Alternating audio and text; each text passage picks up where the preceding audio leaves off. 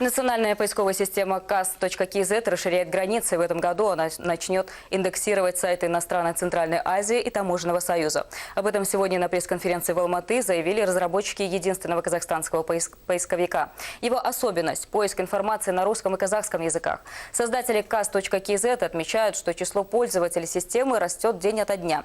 Например, в сутки поисковые запросы достигают более 10 тысяч обращений.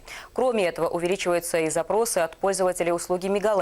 В этом году разработчики обещают вывести систему на новый уровень развития, расширив возможности и сервисы.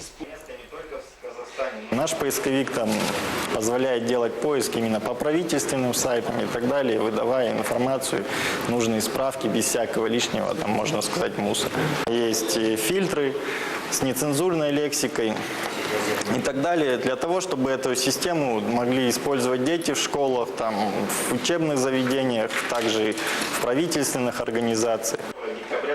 Создатели высокотехнологичного продукта поддерживают многие, от неправительственных организаций до партии Нур-Отан. В числе партнеров и крупнейший оператор республики Казахтелеком. Компания активно содействует развитию Казнета, предоставляя авторам перспективных проектов возможность пользоваться современными технологиями в области телекоммуникаций. Информационная система на наших площадках позволит очень эффективно пользователям пользоваться ресурсами, размещенных у нас, так как релевантность поиска будет достаточно высокой. С момента запуска в 2009 году поисковая система уже успела войти в 30-ку самых посещаемых сайтов Казахстана. Помимо этого, CAS.KZ был удостоен награды в республиканском конкурсе Awards Казахстан за достижения в области интернет-технологий.